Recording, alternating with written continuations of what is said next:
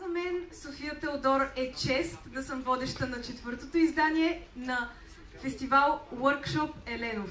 Фестивал, в който се преплитат изкуство, театър, музика и танц с реверанс към нашия ментор Димитър Еленов.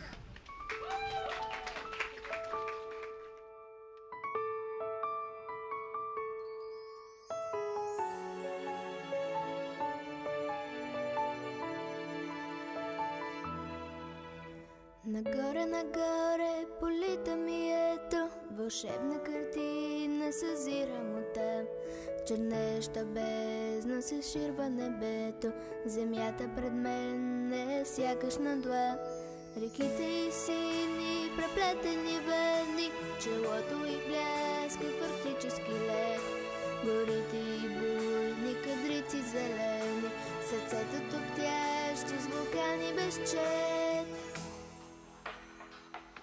Земята, земята, цветяща градина, земята прекрасна и щедра без край. Дано не превърнем безлюдна пустиня, а в още по-кита и приказен рай. Земята, земята, цветяща градина, земята прекрасна и щедра без край. Дано не превърнем безлюдна пустиня,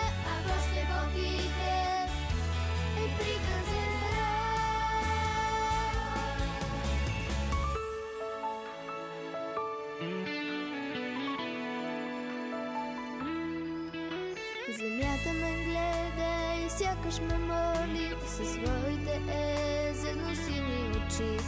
Нали ще намерите капчица воля, да няма света неродени лъчи. Земята, земята, цветяща градина, земята прекрасна и щедра без край. Дано не превърнем безлюдна пустиня, а в още по-тихен и приказен рай. Земята, земята, цветяща градина, земята прекрасна и щедра без край. Дано